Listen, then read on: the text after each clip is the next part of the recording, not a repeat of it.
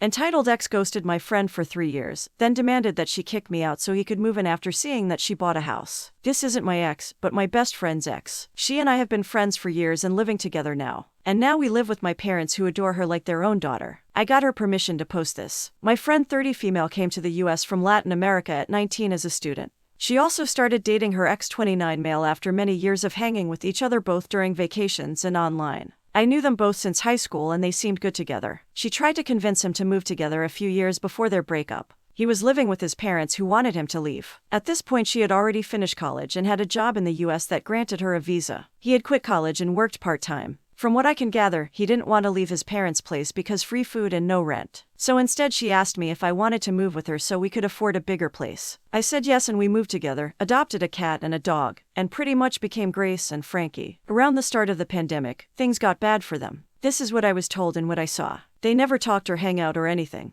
I was in a breakup at that time myself, so I wasn't really on top since I had my own issues, but my friend cried so much. She didn't even get a happy birthday. After a year of no contact, she assumed the relationship was over. She changed all her social media to single, which he could see, took him off her emergency contacts at work and at her doctor's, and just moved on with her life. This year my stepdad's health has gone downhill and my mom needs help caring for him. She works full-time as a therapist. I work from home and my job is very flexible. So I put in the idea of all of us living together and I'll care for my dad. Eventually I'll care for my mom too. My mom loved the idea and asked my bestie if she wanted to move with us too so we could all be together, and also because at this point, I can't see myself not being in the same house as her. We've come to terms in being single ladies. Heck, we've joked that one of us should adopt and we've become aunt dynamic. And now the joke is more serious since I'm considering it and she's incredibly supportive. No, we're not dating. She's straight, I'm bi. We're just incredibly close after all the BS we've lived through together. We found a perfect house. 4-bedroom, 2.5 bathrooms. Enough space, a yard, everything we need.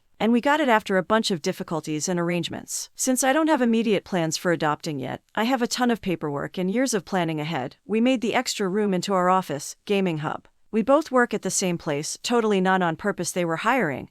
And we both needed visas. And as proud first-time homeowners, we posted pictures. Her ex, who by this point has been Mia for 3 years, messaged her saying he was so excited to move into the new house. She told him this was her house with me and my parents. He said since they were a couple she should kick me and my parents so he could move in. I want to point out that my parents bought the house. We, friend and I, will pay them our parts over the years. And if she decides to move out, I'll finish paying and I'll buy her part out. This is all in paper and signed. So she obviously told him he was not moving with us and that he ghosted her so there was no relationship. He went on a tirade that he never broke up with her, that she was abandoning him, that she never cared about him, etc. I got pissed off. Took the phone from her and told him he could live in a bear cave for all I care, but to leave my friend and our house alone. He went ballistic and began calling us some names, referring to the LGBTQ+ community. That would probably get this post flagged, so I'll leave it to your imagination. My friend started crying and I was absolutely done with him. I never thought he was abusive, but my friend confessed to me that this was not new. He always had issues with the two of us living together and accused her often of cheating on him with me. We ended the call, and I told her she needed to block him for her own sanity's sake. She deserves so much better than this man-child. She got me to leave my abusive ex when I was in high school. She took me to the hospital when he beat me up and called my parents. My friend is family and I'll be unalive before I let some bastard with commitment issues make her suffer. Since then he's gone on a major campaign in our friend group to say my friend abandoned him and left him homeless since apparently he canceled his lease after he saw we bought a house. He also claims we're lesbian Satanists that probably abuse our pets and are mooching of my parents. Most of my friends know the story and know my friend and I moved together at first out of necessity, then we just don't see ourselves not living together. So yeah, my friend's ex is a nutcase and if he ever gets close to her again, I will personally give him a free vasectomy. Update. Hey everyone, a bit quick on the update, but some people asked if our friends knew where the ex was hiding for 3 years and I was actually curious. Since I was down for the count at work today I had time to check with my friends and find out more. Apparently my bestie did ask them, but they didn't know. From what they tell me, he kinda got back into everyone's life in the last year or so, but he was part of the group because they were besties' friends, not really his. I don't personally know many of his own friends, to be fair. I did track down the ex's sister thanks to social media, and poked her for info. She's very nice and always treated my bestie right. I told her what her brother did and her response was very interesting. Apparently, the ex was dating other girls, until his parents decided to move outside the US. He's now living in a friend's couch. The last she heard was a couple of days past when they went out for coffee. He was saying he got this brand new house and was going to be moving in this week. As far as she knew, my bestie begged him to take her back and let her live in his house. I did correct her and said that no, bestie is living with me and my parents, in our new house. Her reaction was of course he lied and just thanked me for letting her know he was BSing. Aside that, I do want to report we are safe. He doesn't know where we live and most people don't because we're not really ready to open Pandora's box and having friends come over. We also need time to figure out who we want in the know. We won't be going to the police unless something serious happens just because this is technically not a crime. But we are going to keep recordings and print text conversations. If he tries anything, we have all our papers in order, and just in case I plan to contact our company's HR so they know the situation. The company we work for can provide us free legal counsel if things get bad. Update. For a bit, it was actually pretty calm. She did cut contact and block him as many suggested, and between the two of us, my bestie and I did some culling in our friend group of people we knew were passing information to her ex. We've settled in the new house together and she actually gets along better with my parents sometimes than I do.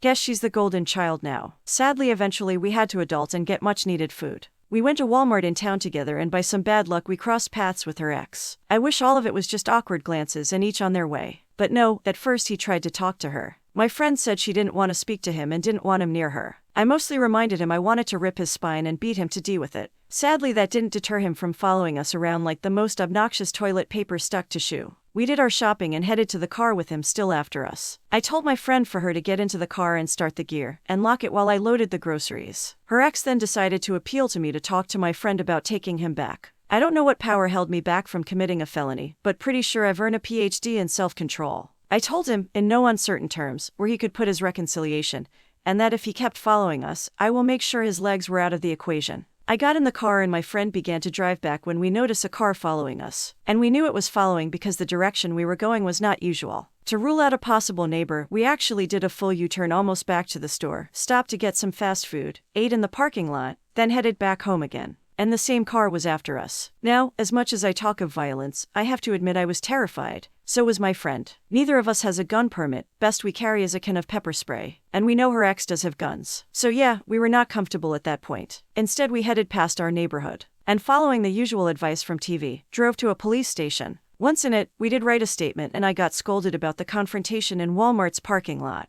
The reason we know it's her ex was because when we got home, she got a call from him and a new phone number saying I know where you live now. We immediately called the police. So there's where we stand. Cops just left a few minutes ago, and my brother is going to be staying over for a few weeks until we get the restraining order and some sturdier locks. Also, I want to clarify a few things. A lot of people asked why originally my friend took a whole year of being ghosted to accept the relationship was over. While I get it, trust me, please understand that when my friend came to the US, she had no one. She's cut contact with her toxic family. She literally only had her ex. I moved into the US a year later, and also came alone at first. But my parents were able to become citizens and I had them. When her relationship died out, she lost not just her boyfriend, but his family who pretty much were as close to her own family as she could get. It's not easy, and I personally can't imagine how lonely she felt. I could spend Christmas with my parents. She had no one for that first year. So please, don't judge her on it, cause she doesn't deserve it. It's not easy to be an immigrant when you have no place to return to. I wanted to do an update, but I haven't had the time. Thank you all for your well wishes and advice. We're certainly taking measures for security. We're working with the police, who have been absolutely great the whole process and are helping Bestie to get that restraining order. For now we have my brother using our couch. He's ex-military and has a gun permit, so we feel comfortable with him home. We still have no idea what's going on with my friend's ex, and to be sincere, aside from focusing on our safety, I don't have time to play Scooby-Doo. I did send a message to his sister warning her that we will press charges if he keeps creeping on us. We also did find an AirTag hidden under in the car's bumper. It was immediately removed and turned into the police. Other than that, we're doing fairly good. Enjoying the space in the yard. And to our new French aunt, we absolutely love to have you as family. Update, now, my bestie never married her ex, but for simplicity's sake, I'll refer to her ex's parents as ex-mother-in-law and ex-father-in-law. Bestie and I live together with my parents in a newly bought house. She's pretty much a daughter to my parents and we are platonic life partners by this point. Her ex ghosted her for 3 years and has been hounding her ever since he found out we bought a house, trying to get her to take him back and live in our house. We've tried reaching to the police, but since nothing serious has happened, we've reached a wall and can only wait. Her ex-in-laws no longer live in the US, but they did come for Thanksgiving. Though my bestie is no longer dating their son, she offered to pick them up at the airport and take them to their hotel. Reason I was told was they would do that for her when she was in college. I didn't like it since her ex is a problem, but she wanted to use the chance to ask her ex's parents to intervene and maybe get him off her back. I still didn't like it, but I figure they probably were okay based on how she described them. And I was completely wrong. My bestie arrived in tears and with a scratched cheek. Immediately I asked her what happened, and now I'm seeing red. The next part comes from how my bestie described things to me. Bestie told me picking them up went well and they had talked about the old days. They asked my bestie if they could stop in a nearby restaurant they always liked, and bestie, being her usual self, decided to treat them to lunch. All H broke loose at the restaurant though. Apparently her ex-mother-in-law demanded to know why bestie did not take her abusive stalker ex back. According to ex-mother-in-law, my bestie is responsible for her baby boy since she was his first girlfriend, and they were married in the eyes of God. To start, they never legally marry. And bestie is an atheist. So yeah, bestie tried to defuse the situation, explaining she's moved on with her life after 3 years not knowing where he was. She did try to ask her ex-mother-in-law to convince her son to leave her alone and that bestie just doesn't want him in her life anymore. Ex-father-in-law seemed to agree with her and apologized for all the heartache and pain she went through. Ex-mother-in-law, however, took over the conversation and began screaming that thanks to my bestie, her son had no life. That apparently my bestie was responsible for her firstborn not having a wife or children. The least she could do is take responsibility and become the submissive wife he deserved. Ex-father-in-law tried to pull his wife away, more than likely because they were causing a very public scene. Bestie simply says she would not ever consider marriage to her ex. She then said it might be best to take the food to go and for them to go to their hotel. She paid all the food, despite ex-father-in-law offering to cover his and his wife's meal, and drove them to the hotel. At the hotel is where things went from 1 to 100. Ex-mother-in-law had spent the whole drive escalating demands, from taking him back to marrying him to have a child and give her son the house as the man in the relationship. Ex-father-in-law apparently kept telling her to stop, but there was no way she could be quiet. Finally, my bestie had enough, stopped the car and told ex-mother-in-law she will never take a failure of a man like her baby boy as a husband, let alone give birth to his spawn. That she was glad no other woman had stayed long-term with him since he really won't be a good addition to the gene pool. I gotta admit, I'm proud of her for that last one. Ex-mother-in-law went crazy and jumped on my friend. Her husband luckily grabbed her, but she still managed to get my friend on the cheek. She began screaming she was the reason her family had split,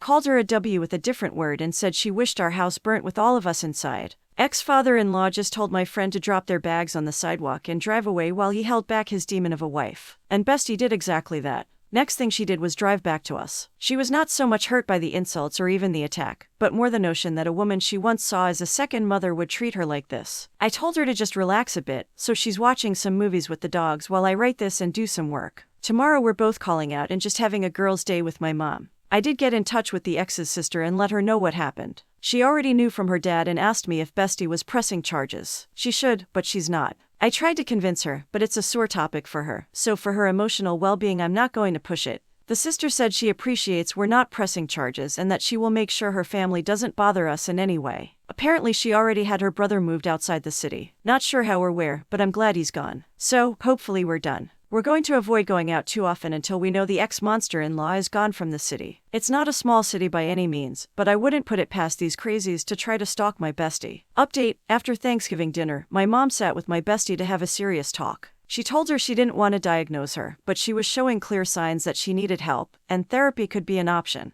They had a discussion about it and my friend agreed to seek professional help. Since she lives with my mom, she's not an option, but mom is going to help her find someone. We just came from filing a police report. My friend won't press charges, but we made a paper trail to ensure that it's at least on the record. She apologized for not doing it immediately and for going to meet her ex-in-laws. I told her I understand she's going through a lot of things. We'll see how things go, but she's like a sister to me and I refuse to let her go through it alone. As for people saying I have feelings for her, please stop. Like seriously stop. She's my family and I don't see her in any romantic or way. It's annoying that people assume just because I'm bi and have a strong friendship it means I have romantic feelings. To the person who made a comment about her ex-in-laws being entitled or Muslim, that is inappropriate and extremely racist. It's the same mentality that my friend and I have to constantly deal with because we're Hispanics. I seriously dislike people like this. Just a small update, my bestie found a therapist and is working things out. Since she just started, there's no big she's all better and back to how she was changed. This probably will take months, but my parents and I will support her the whole way. We haven't heard from the psycho ex-mother-in-law or her son, though the ex-sister-in-law sent us a message via a mutual friend that her parents were gone and we'll never hear from them or the rest of her family again. I sent her a message back thanking her, but that I also hope this is the last interaction we ever have. The one thing my parents and I put our foot down was that bestie had to block everyone from that family and all her social media, and she agreed. We did go again to the police, but it was sweep to the domestic matter mindset. We're still pushing to get a restraining order, and hopefully we'll get a date for court sometime next year. The process is very lengthy.